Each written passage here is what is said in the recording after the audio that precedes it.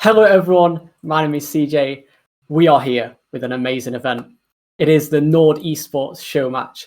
We have an NLC team, we have a caster team. No, we don't. We have a streamer team, should I say. And as you can see, I'm not here alone. I'm here with our beautiful, beautiful owners. We have Michelle and Pena. Michelle, welcome to the stream. Hey, nice to see you here, everyone, and hope we have a great show all together. And Pena, welcome to you as well. Yeah, thank you. And hi, nice to meet you guys. So yeah, we are here with a little bit of a pre-show, basically to ask a few questions, get a bit of insight into NORD, should I say, brand new org, brand new faces, brand new NLC team, and a lot of questions that people have. So let's just kick it straight off. Michelle, what is the idea behind the name NORD? Yeah, so the idea behind NORD is that NORD in many languages just means North or Nordic, or basically being in the northern of Europe. And the idea behind NORD is that we want to represent all of NORD, like all northern countries, including the UK, and want to become the strongest esport organization in the northern region of Europe. Get onto international exposure, onto international events, and represent the NORD there. And speaking about international exposure and international events, exposure, the team that we've signed for the NLC, we had an announcement yesterday with WoW, Akabane, Furuy, Woolite and Kasing in the bot lane as well. Tell me about that announcement. Tell me about that team. How did that come about in the off-season? Yeah, I mean, that's mostly Peña's responsibility, but we basically were looking for a team, and since we just founded the organization, it was a bit harder, but we were very lucky in finding this project with so many great players like WoW, Akabane, Furuy, Woolite, and Kasing, and we really believe that we have drafted a very, very strong roster that is long-term, going to probably, hopefully, even achieve the win in the NLC. Yeah, and speaking of, obviously, the NLC, Pena, you've been in the NLC before with Bifrost. Talk to me about the transition between Bifrost and, obviously, over to NORD in the off-season. How did it go in terms of, yourself personally? Was it hard? Was it kind of a smooth transition? Was it really difficult, obviously, around the Christmas period as well? How was it for you personally? Well, for myself, until I would say end of November, beginning of December, I thought I was going to stay with Bifrost. We all thought that the now known salary issues would be solved. We thought we would all get paid. In the end, we didn't. And most importantly, the org decided to not continue in League of Legends and probably esports. So for me, it was, I would say, stressful at the beginning because I had basically no time to find another team, especially as a staff member. You basically have to get your team probably in October or something like that. So basically, at that point, I was just like, I'm done with esports, at least for this year. Until we decided to just create an org ourselves. We didn't have an opportunity, so we created the opportunity for ourselves. That's pretty much what happened. Yeah, and obviously Michelle mentioned a bit there that this roster was kind of your doing. This roster has a few, French players in, and we have some French coaches in Nico and Malloy in the coaching roles. How is kind of the NLC region? We've had a lot of ups and downs in the last few years compared to, the LFL, which is kind of at its peak right now. How would you kind of compare them two regions with each other? First of all, for the roster, it's mostly Nico and Malo. I don't want to take the credit from them. I was in contact with them to be able to sign the roster. We talked, but they're the coaches, and they're the ones who make the roster. That's important. Besides that, I believe that our team is pretty strong. They are very hungry at the moment. I think most of those players are players that should aim for higher at this very moment, but couldn't get the chance. So they decided to gather together to make sure that they can show the region basically that they are worth playing in LFL. Those players can all play in LFL, or will be able to play in LFL in the future. For some of them, have the potential. And that's what they all want to show at the moment, and I'm sure they will be able to do that, given how Screams are doing right now, how they are acting, like everything's doing great, and they're just great players overall. Yeah, I think in general you can say that the NLC is probably at the moment one of the top 4 leagues in Europe. So I would say LFL is by far the strongest one. I think everyone agrees on that. Then probably comes LVP, and then skill-wise, I think from player base and player skills and team team skills and also how deep we had previous runs in European Masters, I think it's fair to say that we are third or fourth place within the strongest leagues for Europe. For sure. In terms of player pool, we are pure talents. We probably are the second or even the strongest regions in terms of like which players come from the region, I would say. Like when you look at the pro players in LEC even, I think the Nordic talents, players from Sweden, players from Denmark, players from the UK, we have some very, very strong prospects. But the league at the moment is lacking means to keep those players basically in the league, actually. Those players, usually the strongest players from the region, are going to LFL, they're going to or LEC, LVP, you know. I think what's going to matter in the next few years is us being able to have a stronger identity as a region, and I mean like for orgs to be able to retain those talents in the league, and that's how we can improve in terms of competitive aspects. And Michelle, you mentioned Pena, you mentioned the NLC lacking a tiny bit right now. Michelle, how do you kind of want NORD to kind of improve the region as a whole, and obviously not just help NORD ourselves, but the whole region, and kind of build it up to the level that hopefully one day it will be kind of like the LFL? How do we take the first baby steps to get in there, and how did NORD play the part in that? I mean, the organization itself brings, first of all, a very good roster, and then together with that, a lot of content and content creators. I think that this can help a lot to improve the NLC region overall, bring some new audience, bring some fresh audience, but also, of course, we want to convince with good competitive performance. That's what we have done in Bifrost already with the league teams we have created there, and also now looking to continue here. That's basically our identity, and we want to, of course, build a project together with the community, with all the people now in the chat, but also with the communities of our players and our streamers, to basically create a big crowd that cheers for us and our organization, and then go on an adventure together. And you mentioned content creator in there. I want to talk a bit about Elite500. Obviously, he was announced as a co-founder of the org today. How did that happen? Talk to me a bit about that. Yeah, I mean, obviously they will play now in the show match afterwards, right? So in around about 10 minutes, they will all clash here on the Rift, the streamer team versus our pro team. But yeah, I mean, I actually don't really completely remember. I think I just DM'd him, or no, actually, I remember it. So we talked with Lathyrus first, because Lathyrus is from Denmark. He's a super cool guy, super nice guy.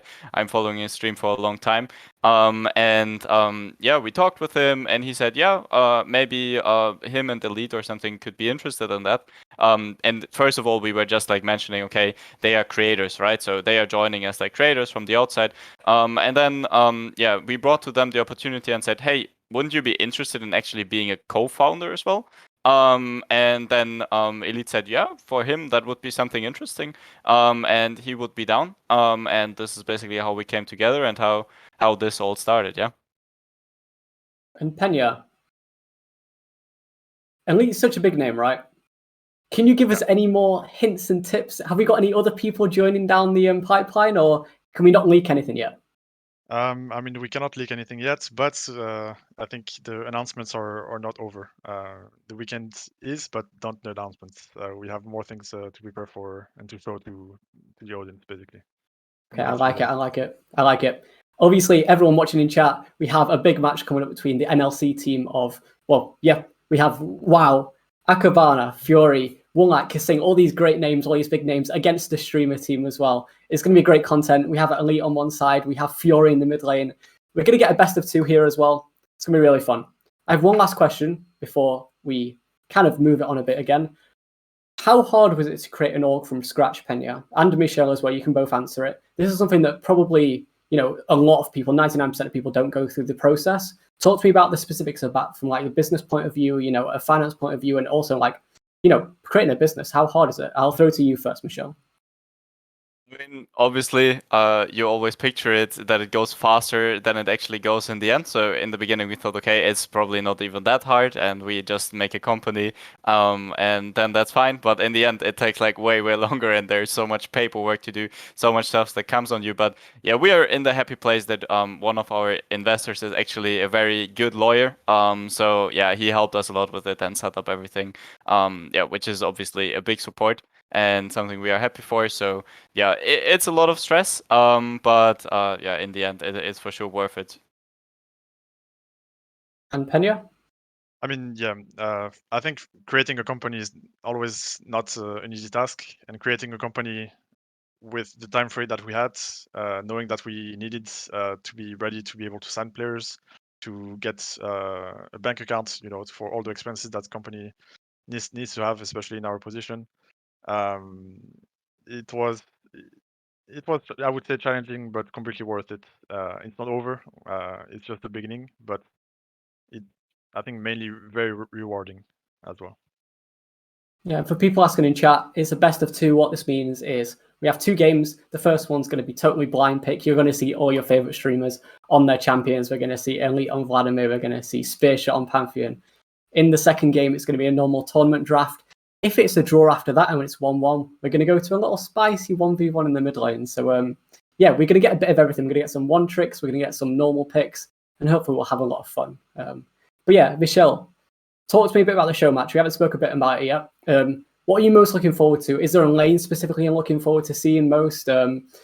Yeah, talk to me about that. I mean, for me, it's obviously like super interesting. I mean, the streamers, most of them are very good on their OTPs, right? And the pro players are obviously very good in general. So, but I'm like super curious that if like, because those are, or the streamers are basically the best players on their champion in Europe or overall, right? So yeah, I mean, I'm just curious if they can be the full pro team, because obviously the full pro team should win. But I really believe that OTPs are way better than most of the people think, and especially if you give them their champs, I think they can actually put up a big upset, and I'm looking forward to that. So I'm cheering for the streamers today. You're cheering for the streamers. That's a bold statement. Pena, are you cheering for the streamers or the NLC for team? my boys. Definitely for my boys in the NLC team. I hope it's going to be a challenge, but still, I hope for a clean 2-0. 2-0. Okay, fair enough. And everyone in chat, please tell us as well who you think is going to win. Is it going to be Team NLC or is it going to be Team Streamer? Hopefully, there's not too long to go until we actually get into game. We've got a lot of spicy action to come to. So, yeah, let's throw straight to the casters. We have Rude Dude and Trajan waiting. Welcome, everybody. It is 2023, new year, new day. My name is Trajan, and I am blessed to be here next to Rude Dude for the NORD Showmatch. How are you doing, my friend? You know, honestly, I'm just glad to be back, right? LPL started yesterday. League of Legends is back. It's the start of a new year, start of a new season, and just any form of content that I can get my hands on, I've been dying for. So to be able to be a part of it makes me feel very happy. I can't lie. Yeah, we are bringing the content. We love to hear it. And you know what we'd love to see, Rude Dude? We would love to see everybody heading over to the NORD Esports Twitter at NORD Esports. Give them a follow for putting on this content for you. Join the Discord. There's a little bit of a competition in there to pick the official NORD Esports hashtag going forward. RP prizes on the line. They're already giving back to the community, everyone. Watch the talent announcement as well, because if you've not watched the talent announcement, it's just good content. It's just even more to add to your League of Legends filament that you're going to need, and you're going to get to know these players a little bit better after this show match, of course. But yeah, NORD have done a great job so far at building themselves up and getting that NLC branding going on strong. Absolutely. Some of the best NLC talent around behind the scenes and on the Rift. We have touched on some of these players on the roster. Wow, Akabane, Furuy, Woolite, and Kasing. This one definitely hit pretty hard. This one made a splash when it landed. So obviously last year I was a part of the LFL English broadcast, so I'm familiar. He started early, guys. Not just the coaches, but also with Akabane and with Woolite also. So there are a lot of pieces of this NORD puzzle that I'm already sort of expecting to go into certain places. Of course, Akabane, if you don't know, was the one who knocked Carmine Corp out of going to EU Masters after they'd won it 3 times back to back. So a lot of pedigree on his shoulders. Kasing has been in the LEC.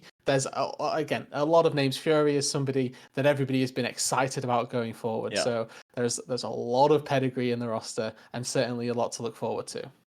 Yeah, for sure. I personally, I'm super jazzed that we held on to Furuy and Kasing. These are players that Yeah. are now very tenured, very experienced, and they're very, very impactful, very strong players. And I'm always worried that like when people get too good, they start getting poached, they start getting stolen by other leagues. But we've held on to these two guys. NORD have kept that talent here, and they are hopefully going to give us even more to show in this coming year, in this coming split. And as you say, paired up with all that LFL talent as well. And interestingly enough, besides all of the accolades that four of these players have, we also have WoW up in top lane. Previously, FK Corp played for them, started for the Coupe de France this year, and made it pretty dang far with this kind of most well-known ERL team almost of all time. So how do you feel that this new fresh top laner and this new fresh season is going to fit into this roster with so much strength in it already?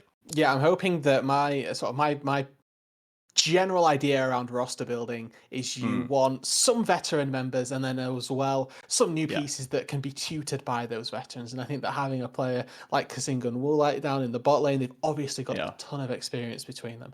And then you've got the likes of WoW up in that top side, who is one of those newer players. Hopefully there's going to be that little bit of tutelage, that mentorship, maybe not necessarily about top lane specifically, but how to play competitive League of Legends, keeping the mindset right and getting yourself out on the right foot. Yeah, for sure. That is what we're hoping to see today. And in this matchup versus the best the EU West streamers have to offer with all of these powerful one-trick players, do you think that the NORD Esports players, from what we do know about them, the players that we do know more about, are you expecting to see any other massive power picks? For me, I know I would quite like to see a Furuy Akali. That is a bit of a special one for me. We've seen some great things out of him on that champ.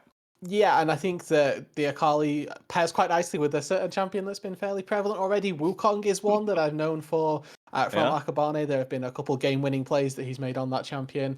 As well, you just go double diving. Always good to pair up your dive partners and make sure that you are, going down in synergy with one another to try and take out a backline. And the thing that we have to remember is that the nature of one tricks is that obviously they're going to be telegraphed what we're expecting for this first game. If Spearshot doesn't play Pantheon in the first match, Elite doesn't play Vladimir, what even is the point, Yeah. And that then opens up the next level of thinking in the blind pick where it's like, I can pick a champion that just directly counters yours, and then that opens up the whole basket of what do we pair with the rest of the composition to make our 5v5 actually strong enough and make the composition itself coherent. So there's a lot of question marks that you have to answer, but you do get a lot of information off the bat. Yeah, for sure. And I mean, I think if we got into this game and Spearshot didn't pick Pantheon, I think Archeron might DDoS the stream. I think he would be too angry to contain himself at that point. But we are going to see, hopefully we're going to see all these one-trick ponies, as you said. And it seems like for the OTPs, when you play these champions day in, day out, every day, it truly becomes like second nature, those mechanics, right? The actual piloting of that champion takes zero effort really at that point. And all that brain space is dedicated to decision-making, to macro, to how to deal with the counters. That, when you're playing at that top level, people know, they see that name and they think, what's a Pantheon? That will be Spearshot then. I know what to do here. Like, I know how to pick it. So they're going to be dealing with these counters better than potentially anyone else. So they might have their own strats their own counter strats, I guess I should say, prepared, ready to go. Yeah, some AP Pantheon for sure going to happen in the bad matchups. That's what I'm hoping for. We simply have to one-shot if we get the opportunity. But they're obviously, like you say, going to be those alternate actions. They can take some interesting approaches for countering enemies that they're not used to. And I also think that there's this little element of, well, what if they're not actually a one-trick, right? And, I hate using the term OTP in the one-trick pony because to get to that level, you kind of have to play more than one champion. And, we sort of associate them with these champions. And there is the world where they just don't pick that. And then, okay, Pantheon, this is hypothetical. I don't know the Pantheon matchups. I'm going to level with everyone. Pantheon gets countered by Kennen. Kennen gets countered by Jax. I'll play Jax to preempt his Kennen pick. And you just see how deep down the rabbit hole people end up going to see what sort of 5v5s we may end up getting. Yeah, for sure. That second game, the draft pick, is definitely going to be really interesting in terms of how they choose to build that composition. And you mentioned Jax right here. If you're talking about AP top lane builds, I've seen some nutter butters coming out of the Jax midscope update. Some Rabadons, Lichbane builds, Night Harvester that truly make me sick to my stomach. Gwen yeah, literally Gwen, but with a lamppost instead of scissors. I don't know what's going on up there. Maybe WoW does. Maybe WoW knows what's going on there and might pull it out for us. We can only hope to see that, because that sounds like something that will really get me excited for season 2023. That's for sure. So I thought you said season 23 then, and I was going to be very grey in the head, imagining that sort of ages of my life. But with the notion of picking up all of these different types of builds, we've obviously got the first European game of League of Legends to be played on patch 12.20 or 12.1 of season 12, season 13, right? 13. Yeah, I don't know what year it is. I'm sorry. Season 13, first patch, first European competitive game. We've beaten everybody to a show match. So if there's anybody else out there, I'm sorry if I forgot you. My bad. But we do get to see the new stuff, and having a brief glance over at the LPL, they've not decided on a meta. Granted, they've only played 2 days, but they've not decided what's good, what's bad. It took 2 games, not even 2 series, 2 games before we saw Sivazeri return to a League of Legends game.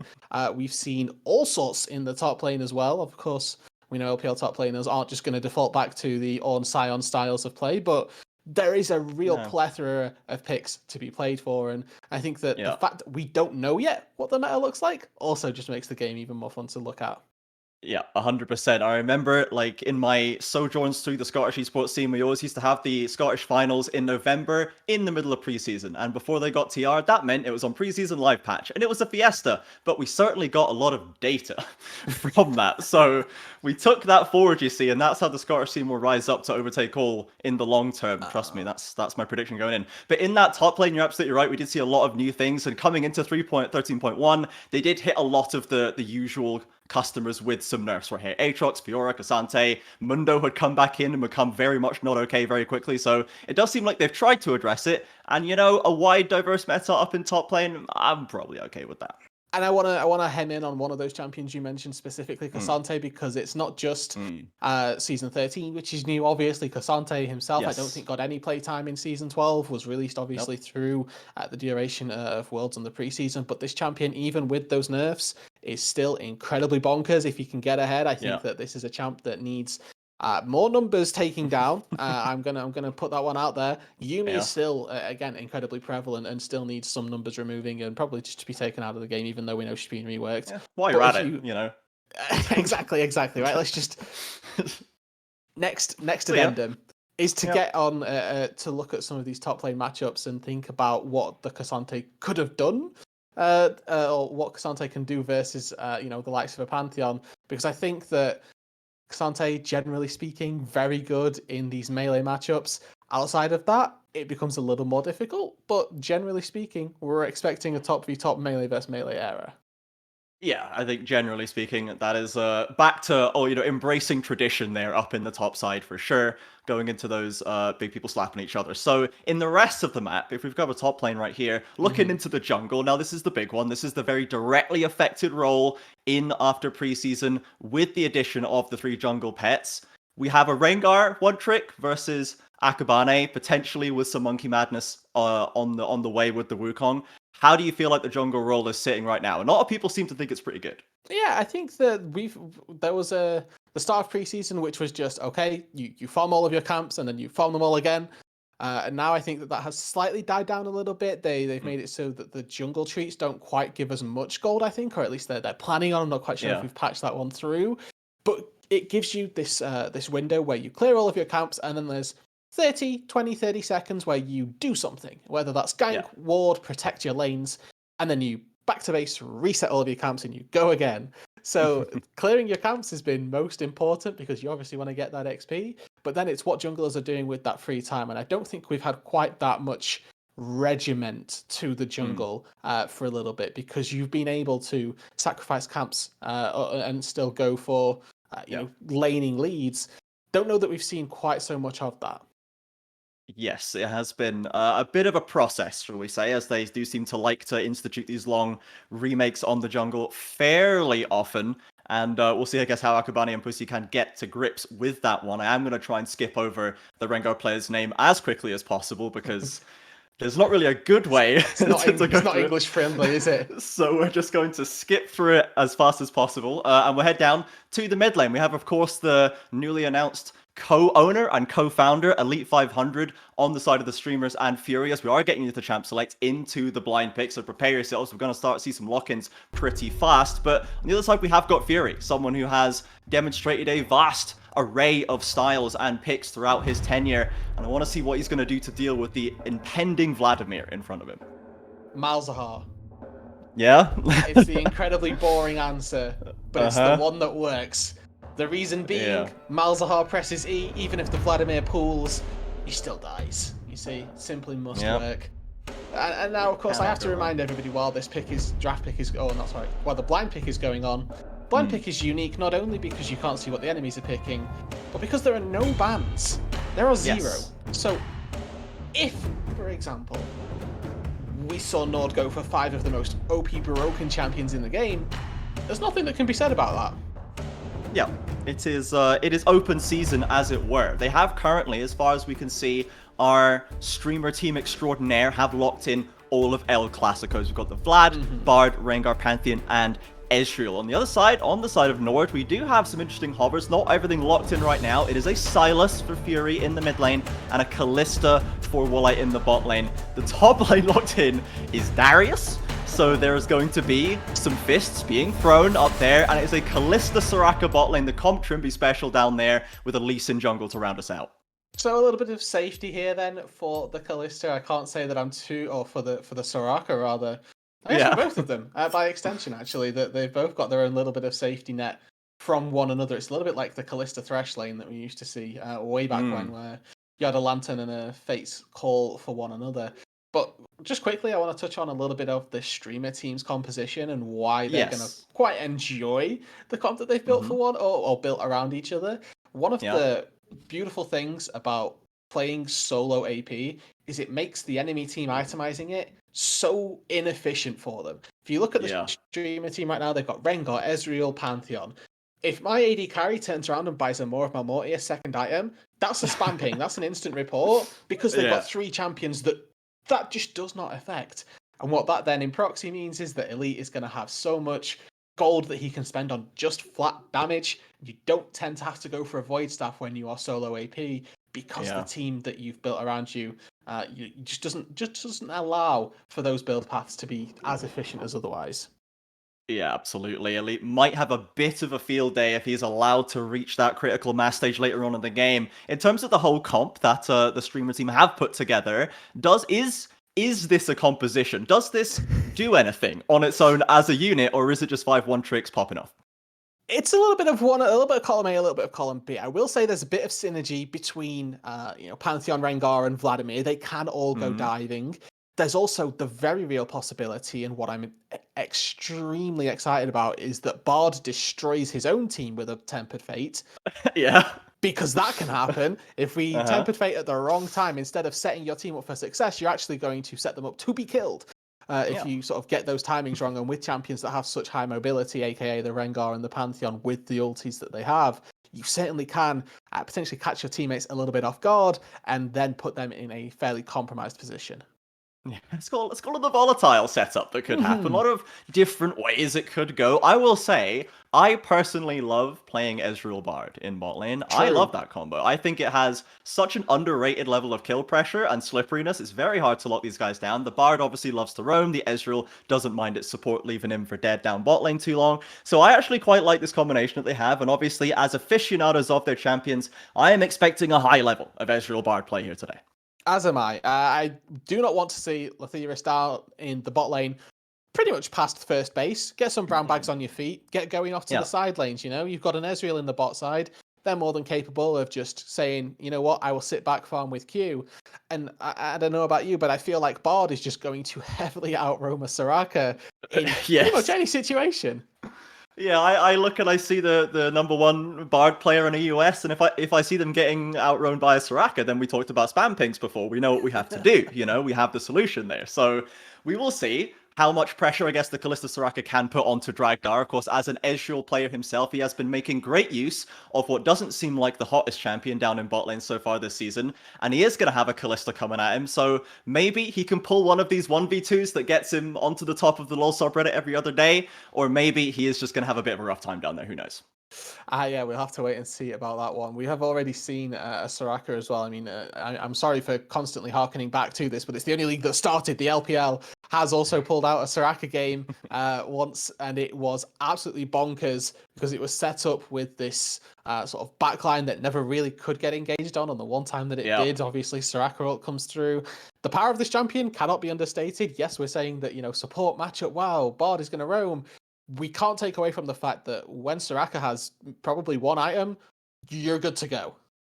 Yeah, there's not a lot of pieces need to fall into place, you know, for this champion to start activating, and we will see if they can make the best use of it. We are onto the Rift here for the NORD Esports Showmatch. Get hype in the chat, everybody. Get involved. Remember, head onto Twitter, follow at NORD Esports, join the Discord, get involved. Let's see what this new player in the NLC region can show us versus the best that the US ladder has to offer. 30 seconds. Interesting start already, and I want to quickly, I'm going to say correct you here, Trajan, because you made a bold claim that this was going to be Lee Sin in the jungle. Oh, I did, yeah. I want to draw your attention to the fact that that is incorrect. Well, yeah, it certainly is, and I guess that's my bad, guys. I guess, you know, as a play-by-play, I had to get my first incorrect statement out nice and early, you know, and we've got Lathyrus with a bit of an SD under the turret, potentially looking for that gold, and Elite has to use his flash to get away, so I'm not loving it, I will be honest, for the start of this game. But you know what's just happened is Elite500 right now is saying, Worth, I just won top lane. WoW started E, so Pantheon is going to be absolutely loving life. Of course, Spearshot opted into the Ignite. You have to kill people with this champion. And when you get a Pantheon with Ignite, press the attack, that laning power is already going to be through the roof. And WoW, having E at rank 1 is going to be the single worst skill that he could have for trying to defend himself. Yes, absolutely. Let's see if Spearshot can leverage this a little bit. Those Comet Spears coming out. Oh, he's really pushing for it, and Furuy as well, making a bit of a foray into the other side of the lane, going for a lot of autos onto Elite, happy to trade up as a Vladimir, and bot lane as well, getting a bit spicy. I imagine we should see a lot of early fighting right now, with Elise in mid, with a Pantheon top. I'm expecting sparks. Yeah, you don't want to let a Vladimir coach through the laning phase, so Furuy has a little bit of pressure to try and assert himself in the 1v1 early on. Unfortunately, didn't quite hit level 2 at the same window as Elite, so got forced back a little bit earlier. I wonder if we can also just get Elite and Dragdar with their player portraits switched around, just so that my small little brain doesn't get quite as confused as it has been already so far. Level 2 sit down on that bot side, but to no avail for either of our bot lanes here, and this is a great time to keep a track of our junglers as well. It looks like Akabane is having a little bit of a torrid time of things, fairly low on the old HP, and a camp behind, having to base after 2 camps is not typically how you want your early jungler path to go, but you can it's a new season, but you know, I'm pretty sure you're right there. I think on balance, I think you're right. Generally speaking, basing after 3 camps, not optimal.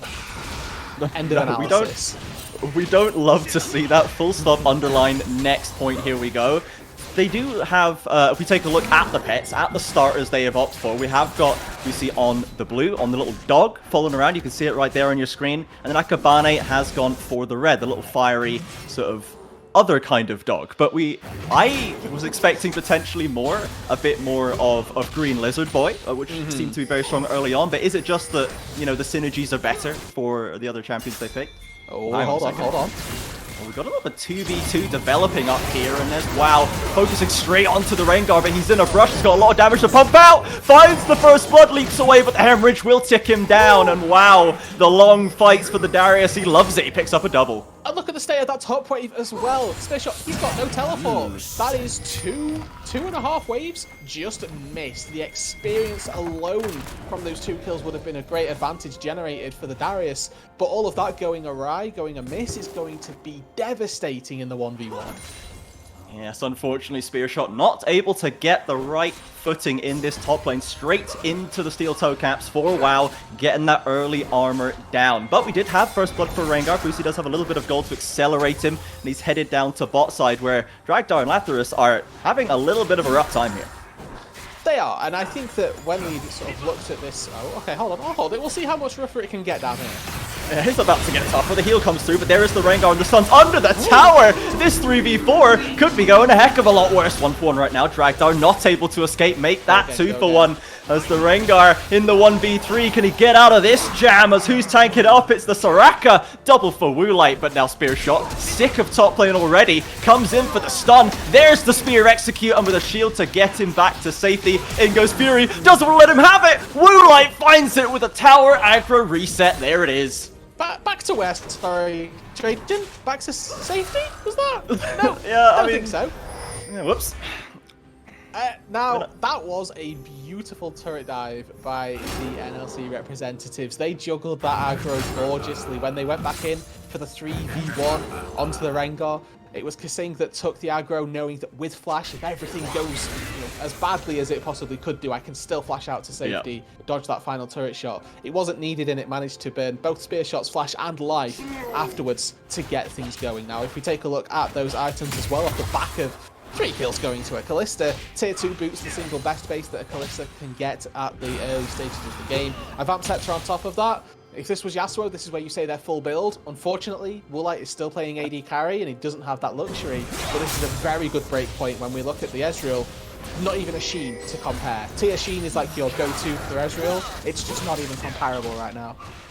Very tough down there for Dragdar. Surely only going to get worse in the next few minutes with the accelerated Kalista. And this is what we want to see. We had high hopes for this NORD roster. So much talent, so much experience. They're showing aggression, they're showing cohesion. It's a great start for them. 6 minutes in to this blind pick match. They've got a hefty lead for themselves, approaching 2,000 gold. And with a Kalista with a Lee Sin to use that lead, I imagine we'll be seeing a bit more action. Already up on that top side, Akabane already toward the lane. Woolite can just dash forward like this. No one can stop him right here, supported by Kasing. The trade is won instantly as Fury's getting aggressive in the mid lane. Top side, we see a chase behind the tower. Spearshot does get away from a flash from WoW, or does he? The 1v2 going on, and Pusi has just watching from the safety of the tower. Doesn't want to get involved. He's got a wave to pick up. You need to be careful using this word, Trajan. I'm not sure that safety is the go-to. I think surely, yeah. I don't want to commit too hard to it. As we see in the mid lane as well, Fury still pressuring, but looks like Rengar will be able to absorb that golden XP and walk away. Or maybe he wants to go for a little counterplay here. Does have the ultimate, gets Silas low, very low in fact, so low he dies as the Darius looking to clear this one up. Rengar ult dropped, hopping from minion to minion. He's lost the invisibility. Can he dodge and dive? He cannot. Wow, cleans up another. Oh my word. Plated steel caps Darius, by the way. No actual AD built up. Just using the passive and using the base statistics from the Darius to get these kills early doors. 3,000 gold. Oh, Pusi's dead. That was cool. Oh, we love that. That's what you want. You talked about it, Trajan. The unknown kill pressure of an Ezreal Bard. Exhibit A. Yeah, one stun under the tower, and you just wiped out. Even the Soraka can't heal the way out of that one, as now Dragdar is still pretty low. I hesitate to use that safety word again, as I think Dragdar knows that it's perhaps not the case. Sitting very far back, waiting for Woolite, who does have the flash. Might choose to go for something spicy, but maybe too aggressive. Dragdar just about lives, and now maybe Rengar can find his way into Salt. There's the flash. Woolite, does he have it? There's the tower shot. One more auto. At least it's the trade. That could have gone worse. It could have done, but I will say I think Dragdar may have been able to at least have lived. He turned back around for a Q. If he doesn't buffer the animation, he might have been able to walk away. Tier 2 boots on the Kalista makes it a little bit iffy. We may have seen one of those little split-second animations get the kill. But now we get to see WoW on the top side. He's finally purchased some attack damage. Yeah, and he's trying to leverage it right now. Yanks him back in and drops the ultimate straight on him. The shield from Pantheon keeps him alive, but you've got to get back to base, boy. Yeah, typically, you probably want to use the E to get rid of the ulti, but it's actually really well played by Spearshot. Recognizes he's missed that window, but still uses it to block the damage that would have killed. And even has that Grand Starfall, so can maybe make his way back up to the top lane with that if he's desperately going to want that wave. We do have a sizable lead now developed into this top side. More waves being denied, not going for the super early first turret blood. It seems that the plates will be a nice addition. As we see bot lane as well, that massive lead. Oh, they've gone straight back onto him. There's the 2v1 dive. Oh, now has to step away. Doesn't have the ultimate. Swaps the aggro, and both Akabane and WoW feeling a little dicey. Or maybe they want to go for the committal. There it is, the 2v1 once again coming through. But now Rengar, ever on the bot line, searches for Kasing. Fate's Call is there, but stunned up and locked up by the Bard. Ult combinations out of Dragdar and Woolite. desperately trying to fight his way out of this situation. Rengar too strong in the end. Soraka flies away. Vlad now with the false dive onto the Lee Sin, takes it back. It's just apart from this top lane, disaster bot lane and disaster mid lane for NORD, Elite finds the solo kill in the mid lane. There's a 3v2 that goes exceptionally well on the bot side for the streamers.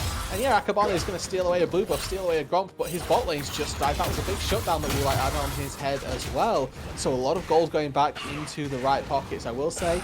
Given it was Lathyrus that picks up the kill onto the Soraka, it's not the worst case thing in the world. But the fact that everybody lives as well down in the bot lane, there was no trades. They're getting a lot of experience from just surviving in that 3 versus 2 and getting those kills, obviously going to have a very big impact on their progression back into the game. Exactly, a shot in the arm for this streamer team, and now Elite500 with that first kill on the Vlad. We spoke about it in the pre-game. There is a looming threat here of the AP Vlad against a team that is not incentivized to build against him and doesn't even have that much tankiness regardless of what they build. There's not huge amounts of frontline, traditional frontline that we would say on this roster. That Vlad gets a couple line runs under his belt, he's going to start one-shotting folk. Yeah, and you sort of alluded a little bit to another issue that we see with the NORD squad is that they're not particularly incentivized to go to the late game at all, I'd mention. Lee Sin and Kalista, not two champions known for their late game scaling. Darius can probably get kited out between this board and Ezreal quite significantly. And then, of course, as you mentioned, the ticking time bomb that is going to be Elite500. There's a certain amount of pressure still on the NORD NLC roster to try and get this game closed up in a tidy fashion. Exactly, we have seen plenty of strong early games out of minor regions at Worlds that just don't work out as the timer ticks on, as WoW finds his way onto Spearshot again, and this is just brutal, man. This is just unplayable for the Pantheon right here. Pusi maybe can find a counter on the Rengar. He's got some gold, he's got a Bard in the pocket as well, and there's the counter kill. Actually, kind of funny because while saying, okay, I don't even need my ulti to kill this guy, but it's one of those rare instances, if he'd have used it, there's a world where he can turn that 2v1 back around between some hemorrhage stacks and some fast applications for 5-stack dunk. Potentially could have turned back around. But a 1-for-1 up on that top side. This Pantheon was so down bad anyway that it doesn't particularly matter dying one more time. Whereas getting that kill onto WoW, that's 600 gold going into the Rengar. And just because of how pertinent the Rengar blue smite feels, I'm going to jump back to what you mentioned a little earlier. As soon as we see this jungle item despawn from the Rengar inventory, it means he gets movement speed through brushes. If anybody doesn't know Rengar passive, he gets to jump from brushes for free. It gives him basically the ranged ability, and then when he can move into those brushes and get an accelerated amount of movement speed, it only amplifies his passive and makes it such a well synergized ability.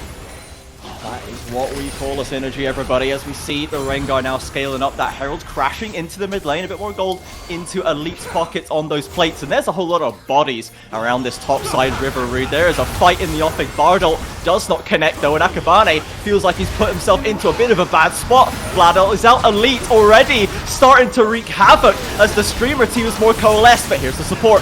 NORD coming in, the bot lane, pretty strong themselves, and wow, the Darius with so much gold. Is it enough to turn this fight back around all on his own? Doesn't get the ult reset, and Pusi, there's the brush. He's going to keep this chase going. Spearshot nails down the Darius. Looks like our streamer team have found a way back in. They've taken a lead in the kills. They're not done chasing Fury just yet. Point blank, Bard stun, another for the Rengar. Wow, and just like that, the streamer team, even though they're down in gold, they are in control of the match. Momentum heavily in their favor. The last 2 to 3 minutes have been very much favored for them. And now they're going to take down this mid-tier 1 turret. The plates might actually prevent it on this specific push.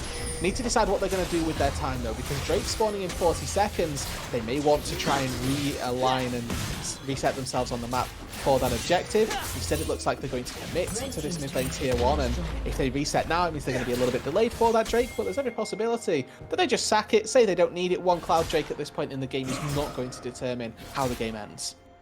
Exactly, and we'll see how strong NORD feel about this one. They have rotated over to this bot river. Looks like they are taking control of the Dragon Pit, as they'll know the resets are coming pretty slow from the backings from that mid wave. They're instead heading into the bot side jungle, perhaps expecting a counter rush through, or maybe looking to catch out Vlad. Locking down a Vlad with flash, easier said than done. Goes straight into the pool, and look at the damage.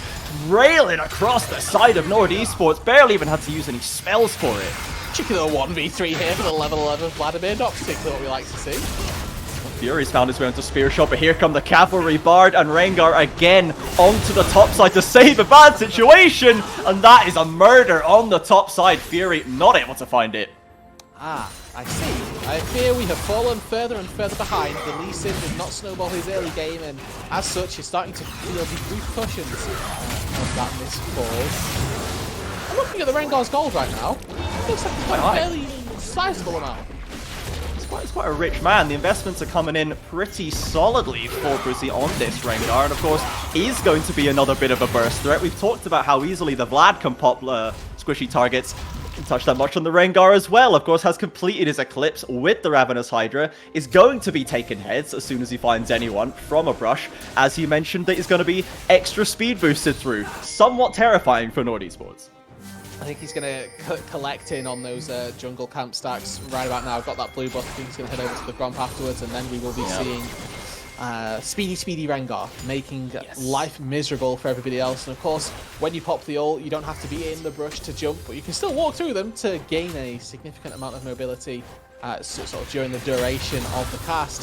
So it does make farming these mid waves, as you can see from Woolite, a little bit more of a strenuous task. He's going to have to be escorted by the bot lane and by the jungle as well. He needs Kasing there. Yeah, no one really wants to be on their own when there's a Rengar with 6 kills walking around the map. As we do see that Fury's headed up into topside. He was trying to get a bit of bullying done onto that Pantheon before, but ended up getting rotated on. Does seem to be convinced, though, this is where he wants to be. This is the target that he wants to bully in Spearshot, and is winning these trades so far. There's a tower to be taken as he goes for the dive. Can't complete the kill. One more Q with a Resonating Strike, and he finds it, but the trade is there. Yeah, going under the turret there, just not quite strong enough now. The engagement hit. Oh, straight up to Soraka. Absolutely monstrous. The Bard ult to traded, but Soraka still dies even out of this dimension. Akabane the next on the chopping block, and wow, strong as he was in lane, doesn't feel good about this fight. Double kill for Vlad. Woolite, the last one left alive, and triple for the new co-founder. There we go. That is the compositional differences we were talking about in the early stages of this game, Trajan. We come to these team fights, and if you're not 3, 4, 5,000 gold ahead, the NLC roster just doesn't really hold a candle to what this Vladimir is going to be able to do. The late game Kai team that Ezreal Bard are going to be able to put down. Feels weird to say late game when they're only sort of 1 item, 2 item in, but you're taking these fights under those circumstances, under the situations that you tend to see during the late game, and it really is causing issues right now for the NLC roster. They're going to need to try and reanalyze how they're taking these fights, think about different approaches, because 5v5, 4v4, these big scale skirmishes are not working out. Absolutely not. It's going a little bit downhill for them now. 7 kills down, almost 4.5k down without a dragon advantage, without too much to speak of in terms of that late game insurance in terms of the composition they have built. But we have seen teams crawl their way out of worse situations before many times in competitive play, and of course this is a bit of a fun one, a bit fast and loose. There is an angle to try and just scrap your way back into it, and it might be around a bit of a Herald fight. NORD Esports arriving en masse. Now, of course, with this Rift Herald spawning, you can tell that there's a little bit of pressure being put up there. But what we're seeing... okay, there we go. Observers perfectly timing. With Elite500 down on the bot side, this is the real reason we're not seeing the streamers try and contest this. They're quite happy to just say, you can have this Rift Herald, we don't have our Vladimir with us. And there's an argument to be made for quite how strong Pusi is going to be through the duration of this mid-game and how strong he could have been during that fight. But it's better safe than sorry. You mentioned that angle to scrap your way back into it. If the streamers never give it to the NLC roster, then they're just not going to get back into the game. They take a turret and now they're taking TP mid. They're trying to find an angle, but we mentioned how slippery the Bard Ezreal is. But look at the all coming through the portal, and Akabane's found an abscond of ducks. Bardot catches a couple of members, but he's not locked them all in, and NORD Fury does not want to be slowed down. Gets on top of the blast cone, stops him over the wall. I think Bard has to give himself up for dead. Shutdown picked up for Woolite. At the end of the day, they do find something, even if it's not too much. No, and the question is, as always, what are they going to be able to do with this? 1 minute on the Drake spawn, they should be able to set up a fair amount of vision, or at the very least control around this objectives, and set themselves up for the best fight that it looks like they can take. I'm looking at their waves right now, and all of them are in terrible spots because mid's pushed in, top's pushing back towards them, and bot, as we've just seen from Fury, is getting collected and now just starting to get pushed out. So going about their business and doing that due diligence is going to take a little longer. Oh, here comes the combo, the Pantheon Rengar, the globals. Oh my word. Where did Fury go? I can't tell you, I'm afraid. That information's been redacted. Those sort of military operations don't tend to be public, unfortunately. So with such lethal efficiency, we just have to assume secret services were involved there. Now, all of that vision that they put down, just been taken out. One sweeper and a little bit of synchronicity between the streamers as they've been able to group up, take back control of the river. And of course, in a 4v5, I'm not expecting anything from NORD right here. This should just be a concession on the Drake and try and come up some waves elsewhere. Yeah, when I see Elite500 stepping up on the front line there with the Rabadon's Night Harvester and about 3000 HP, I probably would go back to my lanes as well. You know, I probably wouldn't take that one. So they have picked up that second Drake. Of course, no Imminent Soul on the horizon. The Infernal Rift is what we have here today in this Blind Pit match. But for now, NORD, I think they know they have to go for something. Woolite certainly wants to get scrappy. Has gotten onto Elite500. The exhaust coming out. But the Vlad goes into the pool and comes right back out. The health bars of NORD withering away in front of them. And a rampage begins for the Vlad. Yeah, Rabadon's is just not fun. He's level 50, level 13 right now. Highest in the game. Certainly stacking up that damage. And now they're going to press onto the tier 3 turret. A wave play, Hemo play stolen away. Akabane looking for it, but under his own tower, remember, still not safe. One is traded back, a Spearshot drops to Woolite, and Fury, having respawned, comes back in to get scrappy, but the double for Pusi, make that 3. The Rengar from left field wipes out the rest of NORD. It's all fun and games until the 8-kill assassin joins the fight, and then it is over. Wonderful engagement there. Picks up the 3 remaining members of NORD who fought valiantly to try and keep their tier 3 turret alive. Alas, they're going to die. Their inhibitor falls as well, and we're only 21 minutes into this game, Trajan. It is looking bleak. Yes, and I'm honestly still, surprised at the restraint even that has been shown by our streamer team, doing it by the book, not getting too crazy, only taking the good fights, and they've got that mid-inhib for themselves. The Baron now live, Dragon way up in the future. Reckon they could just walk up to the big purple Armors 5 and dare NORD to say anything about it. I reckon so also. This is my favourite way to try and progress a game, is just hit Baron. If the team doesn't come and stop you, then you get a Baron. If they do, you get a fight. And I think both of those look pretty good right now for the streamer team. Hopefully they can, try and progress the game in a, good fashion. They've already got a mid lane inhibitor down, so we can't complain. As this is pretty good as well. Well, yeah, Akabane has left the building as Woolite as well gets absolutely evaporated by the Rengar. Free to do what he wants. No one can stop the Knife Cat on his rampage through the jungle. Wow, flashes, but the fade away bowler from the Rengar to go legendary, as here comes the Baron. Now, counterpoint, Fury did just get bot side scuttle. Oh, so check the I don't know what you're going to call worth here. But there are some bright spots for NORD right now. Obviously, this is very bad. Jokes aside, they just lost Baron and 4 people. It's probably going to be a fairly swift end to this game, if I had to imagine. If I had to, put money on where I think this game's going to go. Yeah, if you're a betting man, which I know you definitely are, of course, an addicted gambler is Rude, and he would probably be making some bank on this one. And, that Scuttle Vision, it's only going to expire slightly before the Dragon. So, true. We've got to consider these things. You've got to look at it from all angles. Yeah, the length of the buff as well. Scuttle only lasts for a minute, Baron lasts for free. Maybe I'll have to rejig the calculations and maybe give the streamers a bit of benefit there.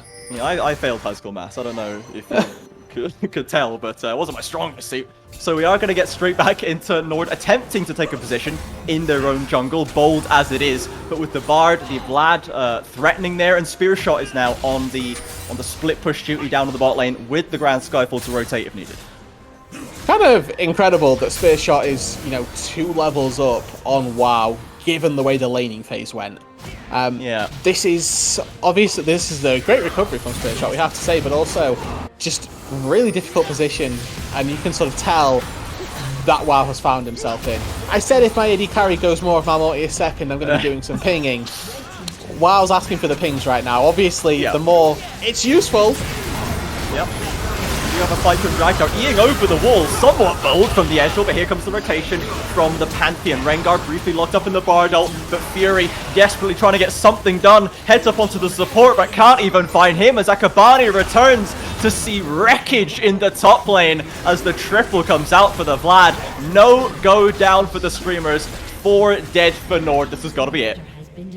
2 waves going to be pushing in the super minions in the mid lane as well, just to add insult to injury. Kasing, I Moonstone when you were in a dream, and unfortunately it's going to be a nightmare. Yeah, Bard takes the shot, takes the laser on the chin to unlock the kill for Spearshot, a symbol of the recovery. This Pantheon came through as the ace is secured. Towers go down, and our Streamer team, led by the co-founder, the co-owner, Elite500, will take the win in the blind bait match. Spearshot survives there as well in the end, so no retribution kill. 11-1-5 for Elite500, not the worst score that you'll ever see, and I think that, we made many many early game points during that little segment we had for the first 10 minutes. The most important one proved to be if Fury can't win that mid lane decisively, things are going to get difficult, and unfortunately we had the latter where he didn't win the mid lane and things indeed got difficult.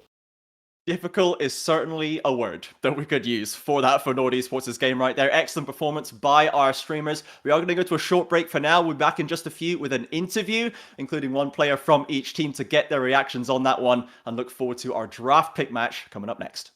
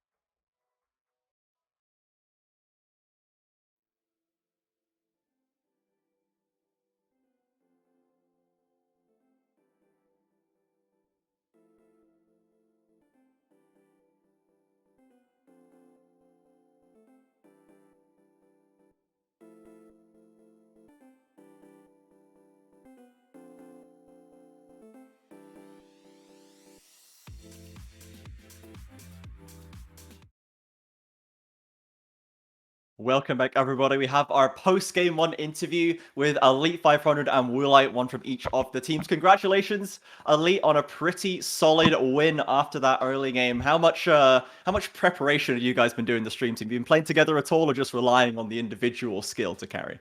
Well, it's the first time I've spoken with Dragdar, and I played 5 1v1s with Spearshot before. Very intense mirror matchup, Malphite 1v1s, just to keep your brain like flexing, right? So yeah, that's how you get the true measure of a man, is you Malphite 1v1 him, and that's how you know someone in League of Legends these days. But of course, Dragdar on the Ezreal, you don't really need to speak to him that much. You could just leave him to do what he wants. He's chilling.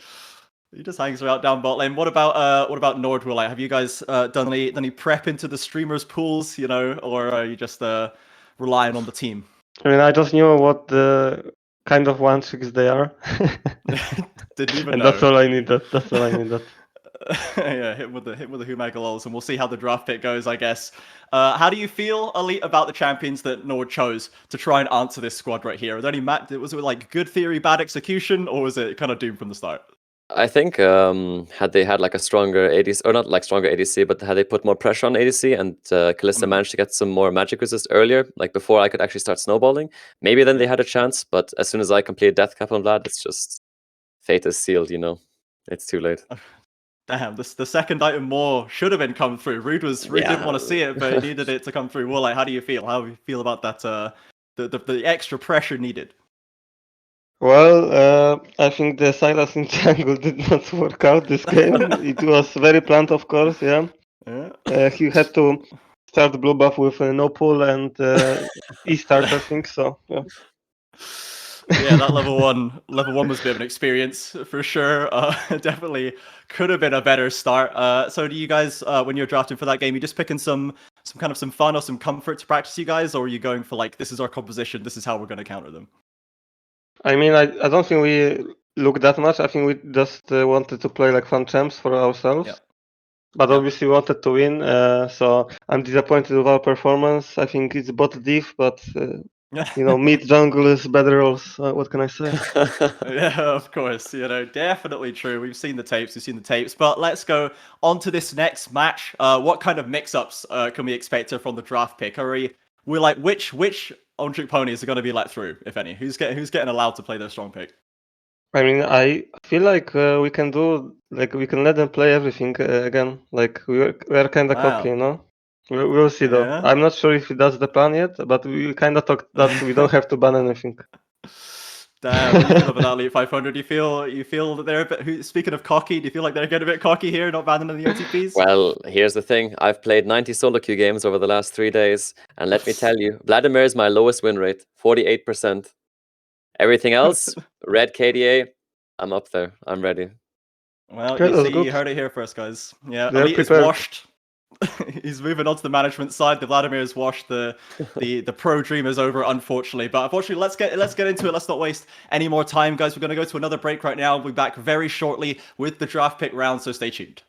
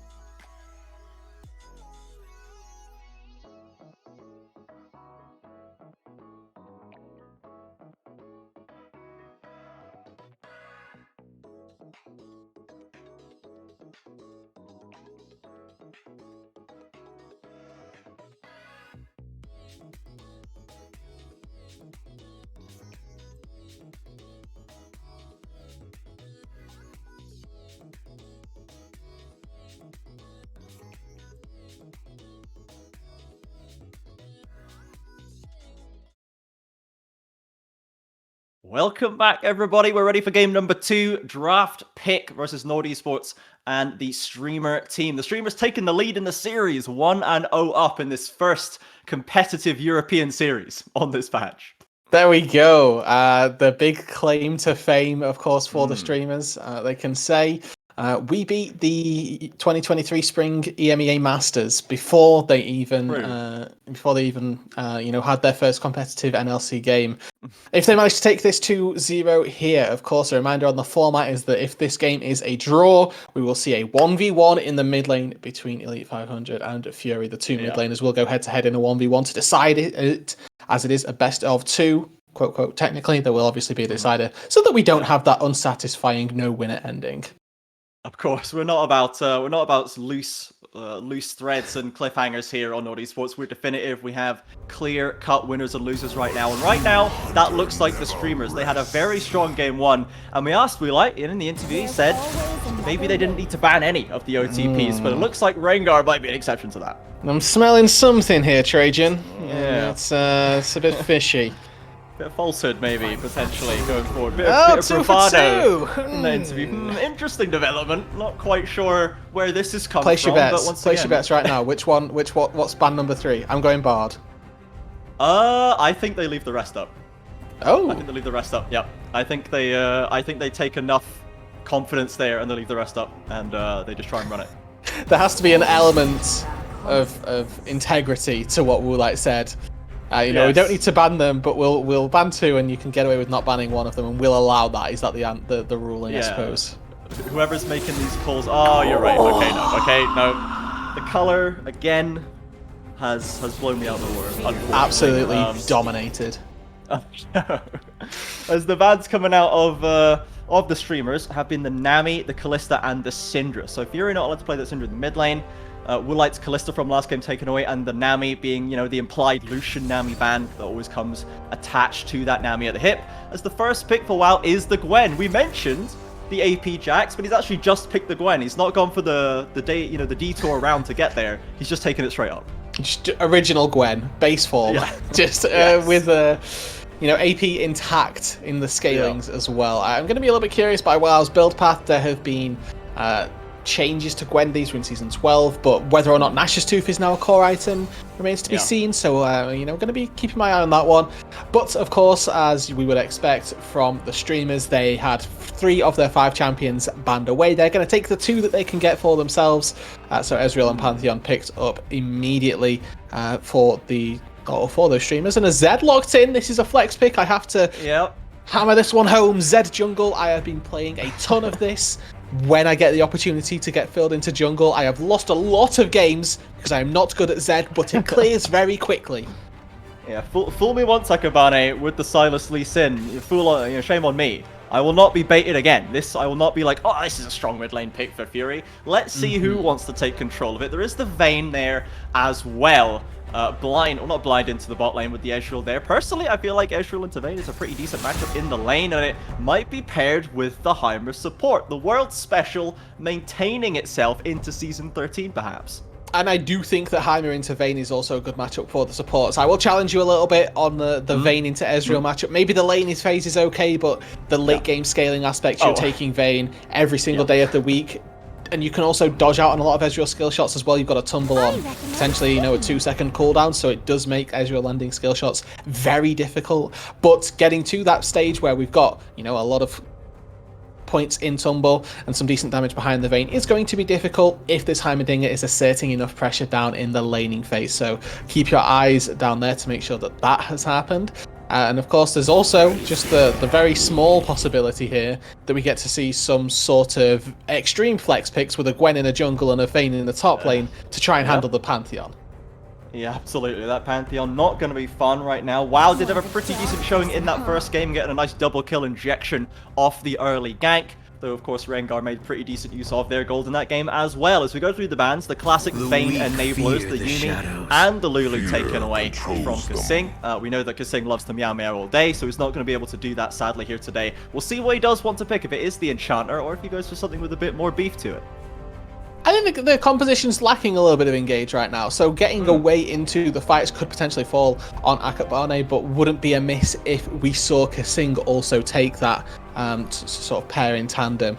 Now, of course, with seeing Pantheon, a very prolific dive champion, you need that dive buddy to go with him. Zac fits that bill to a T. Yes, and I've seen a fair bit of Zac cropping up, I will be honest, Rude. When I look at the lowest win rate, or highest win rate, lowest pick rate champs, it seems to be Zac in every single role. So Zac definitely seems to have some spice in this new season, and we'll see what Rengar can get done with it. Of course, a great threat on the ganks, very tricky pathings that he can take, and tricky routes into the lane to surprise his opponents. Now, Kasing, he's gone for the Enchanter, he's gone for the Janna. It is, in fact, total disengage on that side. So we're still looking for a way to start fights, and it might not be coming out of anybody, as Fury's going to take in the Ahri instead. Okay, so a decent safe option in the mid lane, something that you can take into pretty much anything. So it's a good a good pickup for Fury. But I love this Kassadin answer. It's an AP pick in the mid lane for Fury, so Kassadin fits the bill quite nicely. He's obviously got that magic resistance passive and then the magic shield from his Q. So a lot of good reasons to take a Kassadin here. And you also match the mobility of an Ahri, and you get past level 11 and you vastly exceed it, or vastly exceed it. So it's a double-edged sword for this Kassadin of power through the pick. Yeah, for sure. And it's another ticking time bomb pick for Elite500 there. First we had the Vlad. We saw what happened when that bomb went off. And now we have the Kassadin. Even more potentially of a late game explosion inbound coming out of the Streamer team. And this is, against the roster, I'm looking for ways to kind of stop Kassadin from doing whatever he wants at kind of, as you say, at level 11 onwards. And we're a bit CC light. We're a bit tank light. We do have a Janna shield. That seems like about it. Yeah, there are. I think you hit the nail on the head. We're relying on charms. We're relying on sort of slightly off positioning from Elite to get condemned into a wall, or potential sort of highlight Kasing moments to make sure that Kassadin isn't absolutely wreaking havoc in the backline. There are not too many at all, and when we're seeing Kasing use those spells on the likes of a Kassadin, it then means you can't be using it on the Zac. And if your Zac or if their Zac is obviously popping off in the back, it means that your Vayne is not getting damage down. There's all sorts of issues that we're going to see for the NLC representatives. But of course, they could just hand check. They've got a couple of lanes where they are not, or they've got a few lanes where they're not playing against the OTP. So there's a real world where that goes their way. Yeah, for sure. If they do just come in super hot into this game 2 with something to prove after game 1, they are going to have to be more focused than Rudude's camera if they want to make sure this one works, but it's going to be tricky for them. As you said, there's so many threats on the other side, and there is still a couple of OTPs in there. Spearshot recovered very well after a very tough lane, was still super useful, and Dragdar, we've seen how proficient he is at playing these heavy pressurized lane scenarios on the Ezreal.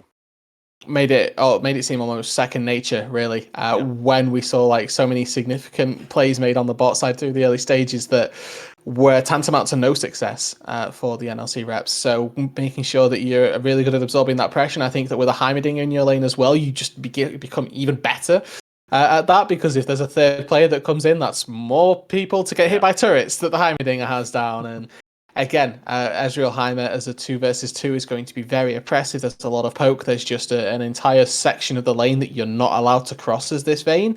The really annoying part against playing against Heimerdinger is if you try and take his turrets down, there are only a couple of AD carries that can get away with it because they outrange the turrets themselves. Vayne, shockingly, not one of them.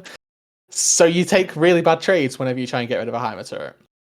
Yes, it's going to take a lot of investment, Janna shields, mana, a lot of work to get those done. And I think, the only way that realistically, what do they have? The Zed jungle? The Zed jungle can at least get in on top of the Heimerdinger and is tricky with the movement and can maybe try and eliminate them quickly. But once the Zhonya's is there, once the stopwatches are on there, Zed's going to have to pick those targets very carefully, right? That ultimate, that death mark can delete somebody, but there's a lot of targets that I think need deletion off the Streamer team. So we'll see how Akabane's target selection goes through when the fights start breaking out. Yeah, I'm hoping for some clean Z mechanics, of course. We do need to see those Zhonyas built up fairly early, and I think that like you mentioned, there's a couple of champions with really easy Zhonya build paths. Particularly, we've got Elite500 on that Kassadin. You're going to be wanting to go for tier, go for your Rod of Ages. We're back to the old school now with that Lifeline passive being injected into the Seraphs. But it just means that you're so safe on the Kassadin. If you can get a Zhonya's at 3, there's really no killing you as just that Zed. If you're able to dodge out on even the minutest amount of CC, getting away to safety becomes even easier. And the Heimerdinger as well, we already know just how difficult that's going to be to kill. If you put that enhanced turret down, again, you're just taking a boatload of damage while trying to wail on somebody who can go golden for 2.5 seconds. It's a recipe for disaster. Yeah, it certainly is. Now, if everybody want to jump on and support the boys, the NORD Esports guys, trying to even up this series in that show match, take us to the 1v1 decider, or just show us a little bit of good League of Legends right here. We're going to see it in the second game. Remember to jump onto Twitter, support at NORD Esports on Twitter, jump in the Discord, show some support to the team, get involved in that hashtag competition so you could be a part of the NORD Esports branding forever. Not forever. Doesn't have to be forever. At least initially, I can say that for sure. For an amount of time. Yeah, before the bead from CJ Shull's rifle just appears on my head here, making false claims about NORD Esports. But we are going to get into the game very shortly. Here we are on to the Rift here. Game number 2. Okay, now we get the draft pick game, the true test of skill, and then already some heavy pings down toward that bot lane. With any Heimer game, you need to get a ward in this bot side brush. If Heimerdinger sets up turrets in the bot lane, your lane is over, and Vayne needs to have a stable lane if she's going to get to a late game. Here we go. 5v5. Who's winning? Tell me now, Rude. Who wins? Who wins? Rude, tell me. It's Streamers. Streamers win. Here they go. They're going to go in blind. They're going to take the first hit onto Spearshot. He's going very low. First blood for the Zed. Traded back for the Heimer. Look at the turrets. 3 of them sprayed down onto the ground. But here comes Blue Team NORD chasing the Streamers back towards the tower. But will they go too far with it? Gwen taken down. The Ignite burning away. It looks like it will be 1-for-1. But first blood picked up by NORD. I guess do we call that a win? Is that enough for a win? Nope, because I was wrong cancelled the recall, and that's not cool. Yeah, that's not true. That can't be true at that point. Okay, no, Lathyrus got a Sapphire Crystal to go back to lane with. It is doomed. Huge. That longsword, irrelevant. Sapphire Crystal, that's where it's at. Most valuable item in the game. I'm sure no one checked the math on that once again. My maths has been called into question once already today, and I hope it will not be done so again. But there we go. We do have as well that single stack on the Dark Seal for Elite500 there. He's rolling, scaling into the mid game on the Kassadin. See? True. Now, if that kill had gone to Kassadin, then that would have been a tier off the rip, and that would have been absolutely devastating. So, yeah, take the wins where you get them here if you're the NLC squad, as it was, as you mentioned, 1-for-1. This time around, Akabane, even if it is leashless, you actually clear a lot better on Zed than as that Silas, shockingly, if you can believe it. We'll have to sort of hold our horses here, 'cause I think top lane's getting a little bit rowdy, but I think that... Feels better than last game, that's for sure. That's true. Able to use that pressure a bit more. Does have the Ignite already down, and WoW still has it ready, but that level advantage, definitely too much to sum out for now. Fury putting down some early pressure in this mid lane, just having the push of an Orb of Deception, certainly going to put you in a pretty good position early doors in the mid lane.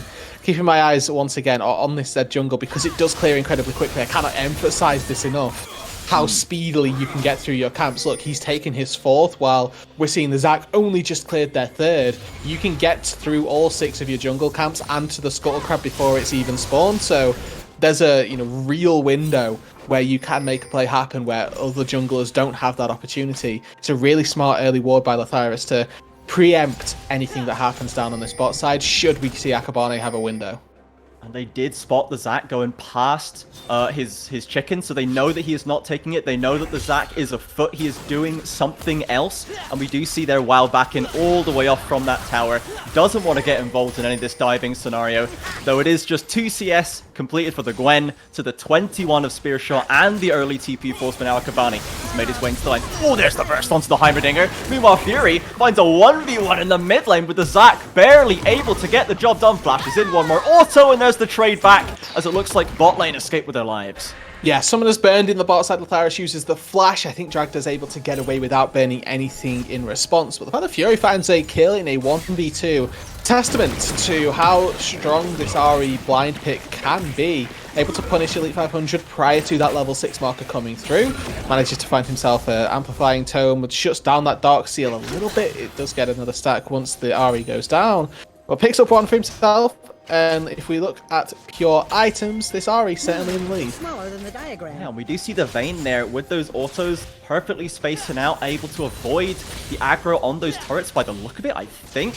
I don't know if they're abusing vision or something, but they were able to get one down, and I guess as long as they're allowed to do that without any pressure, that is fine. Currently, Kasing not in the area, heading around that mid lane as well along with Zed, so Woolite now going to be the one receiving a bit of a 1v2 in contrast to game 1. Yes, the weak side Vayne, my favourite. That is the solo queue special right there, as we get to see this emphasis on the mid lane. I'm not, opposed to this. Any attempt at keeping Kasing down in the game is something that I'm going to be very fond of. Fury needs to land this charm. Oh, he's got it, and there's the flash force. Akabane was ready for it, and maybe can look behind the tower, but ultimately that is still solid. The TP already burnt from that Kasing, keeping that pre-level 6 as unfortunate as possible for the boss man himself for Elite500. First recalls have already come through. Oh dear. They've got more in store. There's Akabane, finds it. Bot lane's rotated. Is there anything they can make of this with the stuns? Perfectly placed by Heimerdinger. Forces the flash to escape, but the Janna shields, I think, should be enough to get him out of dodge. It will just be poke taken away. So there's Elite500 killed under his own tower, and Fury continues to impress. Again, delaying this level 6 power spike, putting the Kasing down. It's what we wanted to see from the NORD NLC squad last game. Punish in the mid lane prior to that big mid lane win condition coming online. This time, they've been able to at least start the process of that, putting down a good couple of kills in the early stages, Fury with one solo, and then a bit of a team effort to find Elite500 under his turret. Yeah, for sure. It's another good early game for the NORD Esports roster. Now, last time we saw it start to fall apart around the 10-minute mark, and it went downhill pretty speedily. But would you say that the Streamer team have the same tools to kind of mount a similar comeback in the mid game, or is it really going to be the late game when the Kasing unlocks that they'll start to make their mark? I actually think they do. I think that Pantheon mid game, Zac mid game can be very punishing. If you overextend in one lane, that's a lot of tools that you can use to really make or punish a mistake, rather. Hopefully we get to see Spearshot and Pusi make that maneuver together. Falling on the top side. Oh, that's wise. The one-trick pony, he knows it better than anyone. Knows the numbers inside out. Spearshot, such a glow up from game 1. Absolutely delightful. Finds a solo kill on WoW. Not just that, but look at the CS numbers as well. There's a 25 CS gap. It's almost double. It is double now. Fury still lands the charm onto an aggressive Elite500 despite the trials and tribulations of the early lane. He's got that level 6 and suddenly Kasing's feeling a whole lot better about it. Crazy. The one level just decides a lane matchup. But that's the nature of Kasing, unfortunately, folks. Hit level 6, you can just be the most aggressive player in the lane because you have that safety tool on. I think at this point it's a 6-second cooldown. Goes down to 2 at max rank, so the reason that we sort of put that ticking time bomb 6 to 6 out of 16 so far with the Monka clock, you're not in a good way. 4 seconds, how much ability haste has this person got? Bruh, that is a bit disgusting. I was little wrong. bit nasty there for the Kasing. Does that mean it's going to go below 2 seconds or? Yes! Oh my god. Yes, it does. Ew. I feel a little bit sick to my stomach right now, but we'll see if Elite500 can leverage that one. Right now, the gold and kills are dead even across the board. We're currently checking out on this bot lane, which has been quieter than last time. We haven't seen as much spice coming out of there. It's been Lathyrus roaming still, even without the Bard, even on the Heimerdinger, still able to make his mark elsewhere on the map, heading up to that mid lane, and now trying to make the pressure feel felt down here, taking control of all the brushes and turrets. Now, in fairness as well, we have to, acknowledge that trying to make plays onto a Janna lane is fairly boring and not too easy, and likewise for the Ezreal. So both of these bot lanes have got that one element that you're just thinking, can I be bothered? And, the answer is just no. So nobody's going to go down there if they can help it. which honestly, not too bad for NORD. They get this Vayne to have a fairly decent free time down there. We mentioned the weak siding that we've seen for Woolite. It's been a little bit prevalent, and now we get to see a bit of a 3v3 occur down here. Both junglers down here. Only one of them knows that the other's around, though. Okay, mid lane as well, still getting scrappy, but there's the engage from the Zac onto the Janna. No kills to commit, no flash, and grabs both the bot lane of some Zac. What an engage from Woolite, the first to go down. Now Dragdar falling ever lower. Akabane is going to find it. He's so low and is ticked down by Heimerdinger. Zac once more. We've seen so many of these dives. Perfect tornado from Kasing says no. 2 for 1 though, and once again it's going in favor of the streamers. They're able to find a very beneficial fight down on that bot side. Both the AD carry and the jungler go down in exchange for just one ADC, so it doesn't matter that your support lives. Kasing's not the one who's going to be hard carrying with the damage. Yes, you've got that option of really saving a team fight, but you're not going to be saving it and turning it around with your own capabilities on that damage. It really comes down to the Vayne, to the Zed, and when they're dead, they are not collecting gold, not collecting those resources to be the big carries. Absolutely not. As we saw on the gold there for the champions that there is an 800-700 gold lead for the streamers, so that really is entirely on the top side. There's still a pretty even split across the board for the rest of the map, with a nice lead for Akabane on this Zed, really making use of that fast clear speed. You can see the CS heavily in his favor and been a part of 3 of the 4 kills. So the Zed primed to step into a pretty strong mid game of their own, but I'm watching to see when the anti-Zed items are going to start coming out. Given that he seems like a pretty major threat, once the stopwatches and the Zhonyas can start coming out for those who can build it, I'm worried that that impact is going to fall off. Quite rightly so as well. Zed, a champion that obviously goes for potentially a lethality route. I actually think that in season 12-13 we're seeing just more bruiser-esque builds, but now we have to see a fight mid lane. Elite dash forward, but back out again. It's only a 5-second cooldown at rank 1. I did Google it because I was salty. Rank 1 it's 5 seconds and not 6, so there you go. At least we're somewhere in the middle. We got there right now, and Akabane didn't quite have the death mark ready, so he couldn't go for some kind of flash force engage to try and get the burst down. Elite escapes with his life as we see the Zac now onto the top side, onto this Rift Herald, and the top side has been going pretty well for them. This is the flash out of Kasing actually with the rotation from Kasing. Charm finally goes wide for Fury, pretty low on mana if he wants to keep this one going, and the Zac is there with a rotation by Gwen. So we're getting a bit scrappy up in this lane, rude dude, as now Spearshot's going to come through for the support. Elite burst down by Akabane. That death mark's surely going to seal the deal, but Akabane, no! An Elite on invisible resources skulks away as Zac is caught by a charm from Fury. How did this go so wrong? Yeah, I can't tell you, unfortunately. It's just a little too much layering of the CC. Akabane gets a little bit too big for his britches and manages, unfortunately, to go down. It's a 1-for-1 overall in a situation where it looked like Elite was destined to fall. That, in tandem with the fact that this bot lane has been so abandoned for Woolite, means that he's going to lose his turret in the bot side. I do like the rotation from him, though, transitioning into the mid lane so that he will still get some sort of farm, as opposed to being zoned off of a bot wave and watching his turret die, making the best of a bad situation. Yeah, an L is an L. You gotta know how to take it if you want to be a pro player, and Woolite has been and done pretty much everything in the EU system. This man's a previous EU Masters winner on Aggro Rogue. He has seen it all and knows just gonna get that farm in mid lane. That bot turret is gone, but that's all plates picked up. First turret gold, a lot of investment into this bot side, and we can see the Triforce and the Rylai's first item as well, picked up by that Heimerdinger. That bot duo is getting real strong. Yeah, and they're getting really difficult to try and take down as well. Rylai's is going to make it so difficult for some of these melee short-range champions to get in amongst the Ezreal and the Heimerdinger. Getting those slows down is going to be so difficult, going to be so devastating, more so than anything else. Now this Herald started up for the second time. Last time we saw a bit of a scrap for it. Looks like we're going to get another one right now. Yeah, there is a rotation coming in. Akabane and NORD Kasing once again straight over, but here comes the rotation from Spearshot. Akabane, he's stolen the Rift Herald at least. Can somebody pick it up right now? It's just hanging out on the ground. Somebody grab that one, please, as Fury's rotated over. Elite finds his way onto Gwen, takes one for himself as Zed is pulling the recall button. Zac forces through another beautiful flash Q to pull them in, but Kasing makes his way over the wall. Woolite peppering them back with the bow shots, and Does he want to go for more? Again, a bit overexcited. The bot lane is there for the rotation. Wants to go for the hero play, but might have to fall down for a hero's death as the Blood Ward, not the Blood Ward, the Shield Bow is procced. Dragdar there, and Lathyrus with the ulted missiles to seal the deal. That went on a lot longer than I thought it was gonna.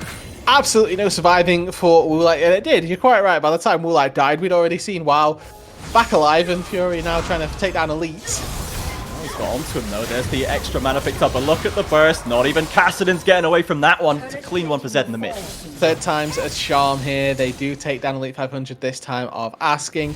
I'm not going to be able to find too much more. There's a window for them to go to the Drake, but I feel like they still need to collect a couple of resets, want to spend that bounty gold and get a little bit more resources on Furuy, who was able to, you know, get a bit of a assist on there, but expended a lot of mana for it. So no actual objectives going their way, and I think that overall the streamers are going to be happy. They're managing to collect some plates on this top side, as well as potentially the turret as well. Question is, where do they go after this? If they can get this turret, is there going to be more to play for, or they're just going to dash under? The Dragdar in forward, nails the Mystic Shot though, and Woolite not feeling confident on that HP. A second side lane outer picked up by the bot lane duo of Dragdar and Lathyrus. They have been very, very solid throughout this series, making themselves known. As Zach now again onto these neutral objectives, starting up the Dragon, goes for the rotation though, looks for WoW. Hasn't had the best game for the Nord top laner, and looks like another disaster for him as Zach picks him up. Furuy on the rotation finds the charm. They'll disengage for now. I do have to give credit, these stretching strikes have been glorious.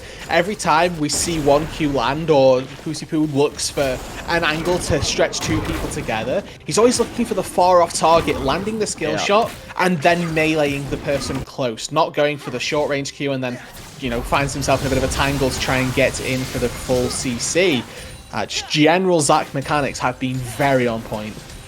Exactly, a pair of banger games for Pusi right now in the jungle role, showing us why he has been worth this streamer team, making a great show for himself as the Dragon is picked up for the red team. Pretty late into the game at the 15-minute mark. Expect the soul not going to be a huge deciding factor unless this gets a whole lot messier quickly, as the streamers, they've once again taken control. After an early game that was pretty solid for the Nord squad, those streamers have picked it up once that mid-game hit. And that certainly shows an element of strength and prowess for our Nord team as well. We mentioned their early games being fairly well oriented, and you know, we can't take that away from them. As we can see, this should just be a Deadheimer. Stunned up is the Zed, and oh my god, no way! The dude just clowned on him. You got to dodge those Qs. Unfortunately, Lathyrus did manage to take a quick instep, dodges out on all of those shurikens, and you're not at the point on Zed where you can just ulti on somebody, auto-attack, press your active items, and they die. So a very well-played escape there by Lathyrus. Saves the grenade, insta-stuns the Zed upon landing, manages to use the Rylai's and the sort of extra confusion of a slow to make an escape. Yeah, I guess who needs a stopwatch, right? Just don't get hit. Don't get hit by the skill shots, and then you don't need to use the Zhonya's. So you can keep building that damage as he's currently working towards what looks like his mythic with the Lost Chapter there in his inventory. 3-0-3 on the Heimerdinger, taking 2 turrets for himself, outplaying the Zeds. It's a banger game for the Heimer, that's for sure. They're working on the third now. I mean, you're just funneling gold into the support, which is crazy, but it's working. We talk about the fact that Kasing isn't going to be a carry to turn the damage around. That's not the same case for Lathyrus. He could quite easily be a carry in this match. Always been charmed by Furuy, though. He's been landing those skill shots so well, and finally, that will spell doom for the support of the streamers. And meanwhile, bot lane Wild takes the brunt of another 2v1 under tower. Mark the calendar, Trajan, the 15th of January, the first caster curse. One of many, I am sure. Lathyrus going down there in the mid lane, shut down, claimed by the NLC squad, but overall they do claim themselves a kill on the bot side as well, so it's a 1-for-1 and some fairly decent damage on the turret too. Furuy has certainly been putting in the hours in this series. He's been really trying his best on the Ahri as well, landing some great charms. Sadly, he hasn't ended up with too much kill credit and can't really, you know, accelerate through that. He's got the Darkseal stacking, but doesn't really have a great position to go for an early Medjais or something that would really get Nymera excited. So we'll see if he's able to keep landing these. Okay, Arguably, this is the best angle to go for an early Medjais, because if he doesn't, they don't win.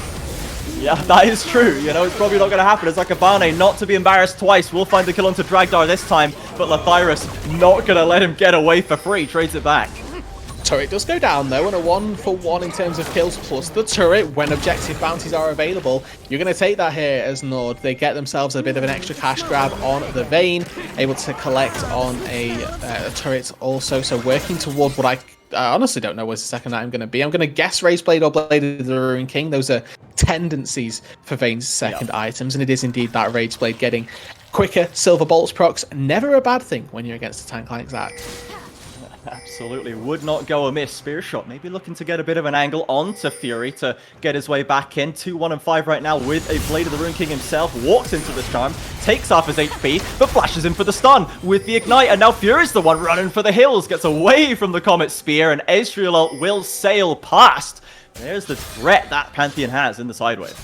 The power, of course, of the charm really is that you can interrupt the stun.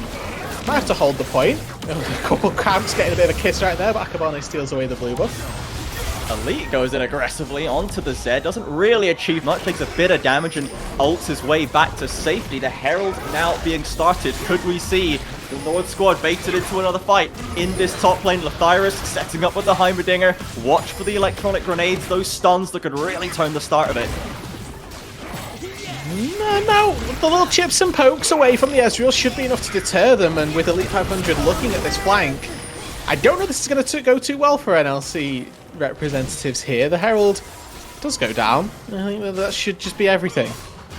Yeah, pretty cleanly done. Again, nice restraint that we've seen from the Streamer team right here. They know how to win these fights. They know when they're in a strong position, and not to be drawn into a bad situation into the enemy jungle. That ulted Heimerdinger turret just saying, no, if you want to come in here, you're going to feel it. You're going to take a lot of damage. We have no pressure to step forward, and this Herald is in fact picked up by Pusi. We'll see what he wants to unlock with that one as they head back onto the map. The Dragon coming up in 10 seconds. The Infernal Drake could be an opportunity for them to force another fight, or maybe they'll just be able to seed it as NORD don't feel super confident right now.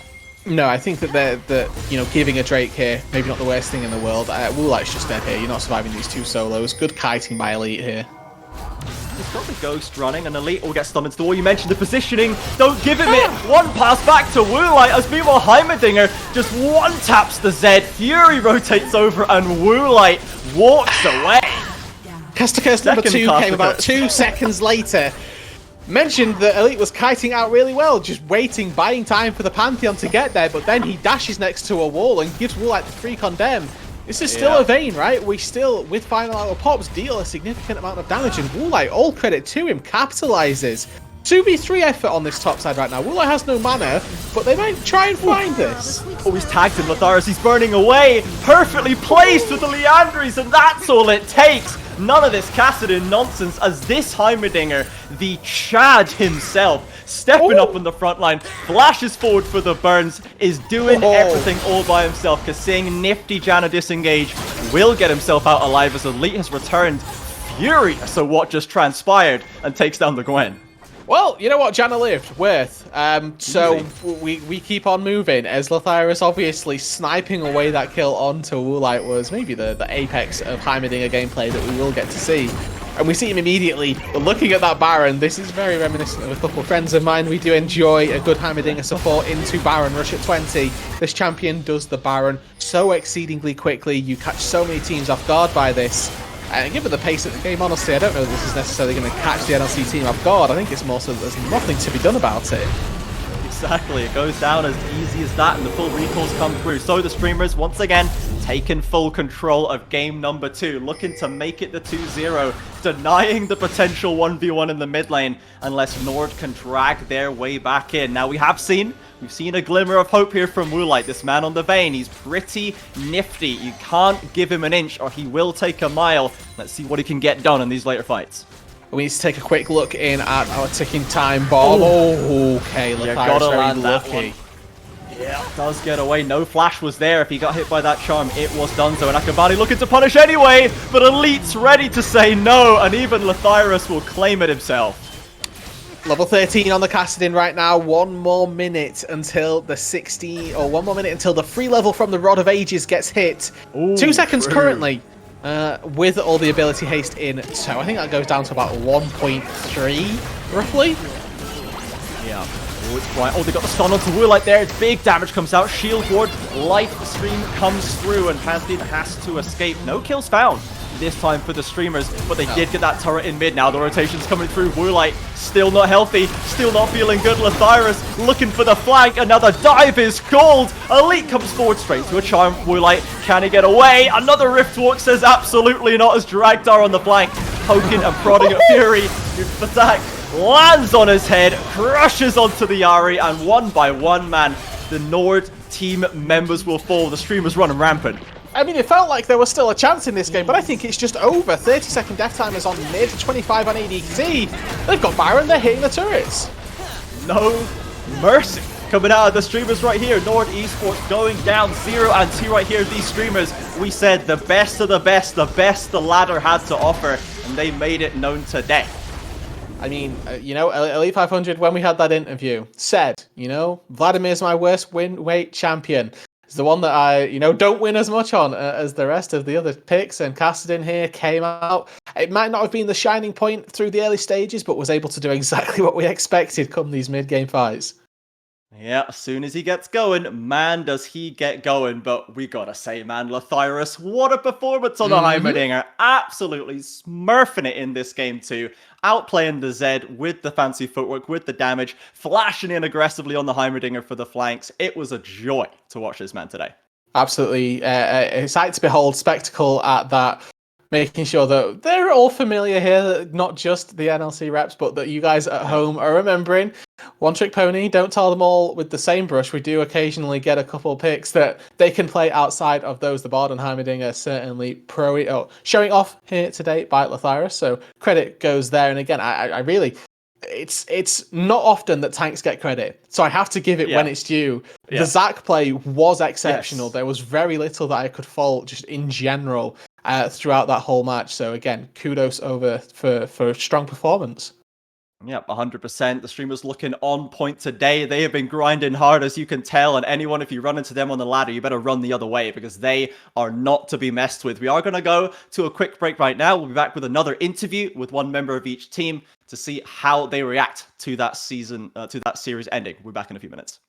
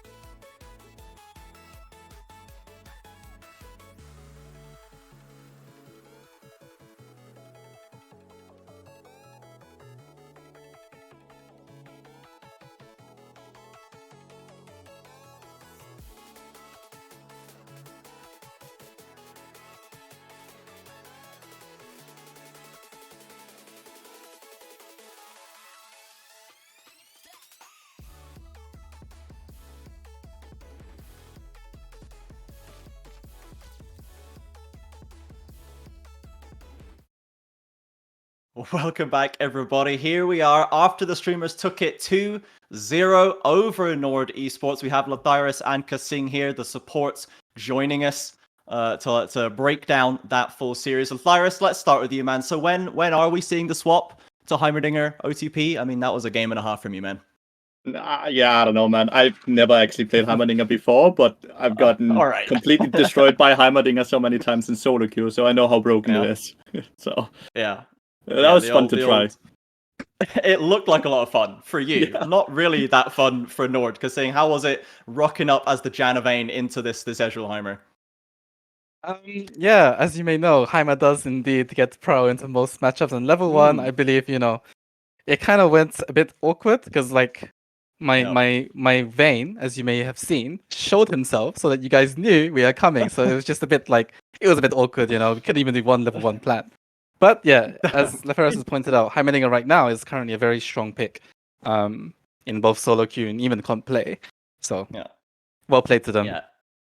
Definitely looked like a strong pick, that's for sure. And Kasing, tell me, man, what happened to no banning of the OTPs that Woolite told us, huh?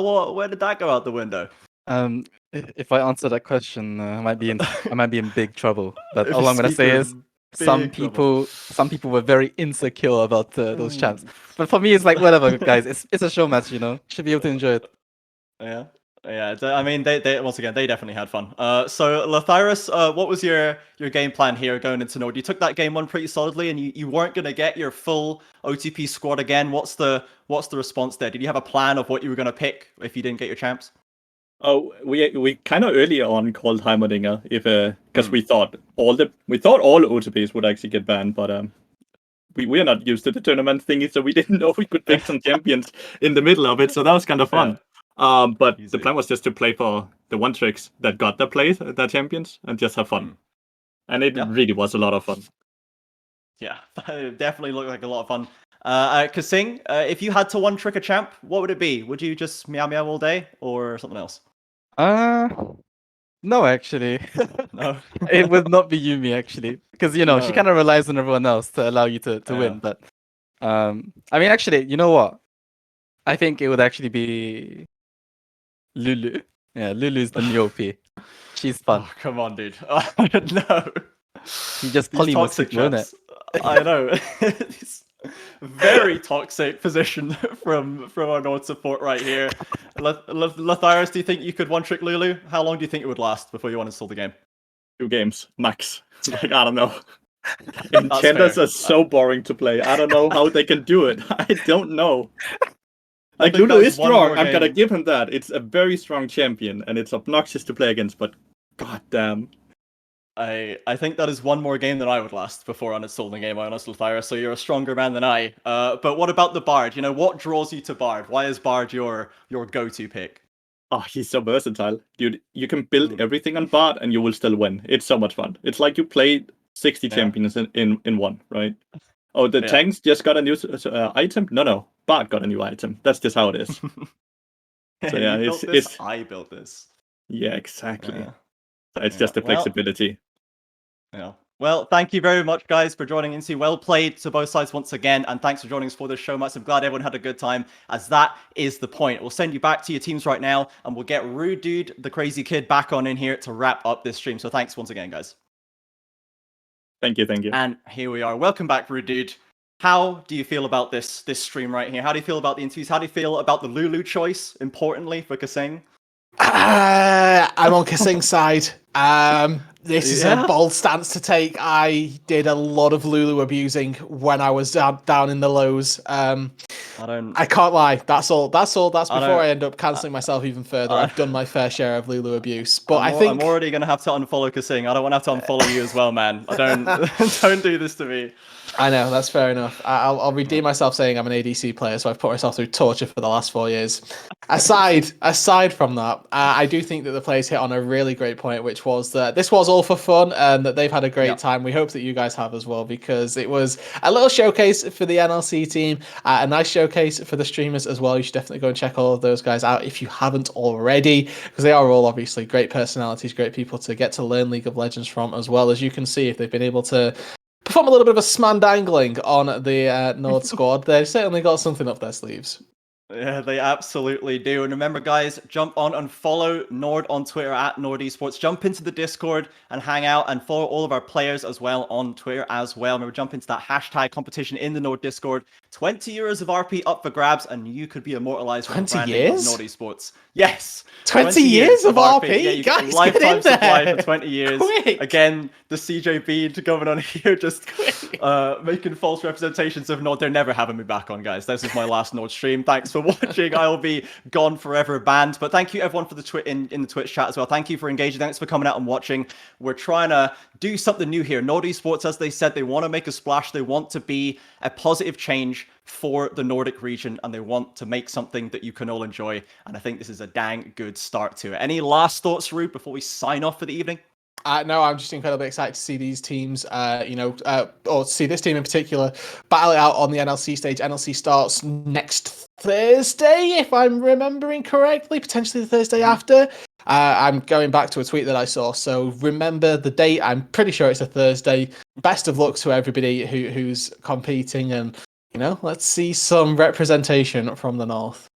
Yeah, absolutely. So everyone check out the NLC Division when NORD debut there in just over a week's time. Thank you again, everyone, for coming out. Thanks, everyone, for following, and we will see you with plenty more content and videos coming out of NORD Esports very, very soon. Have yourselves a wonderful night. We will see you in the future.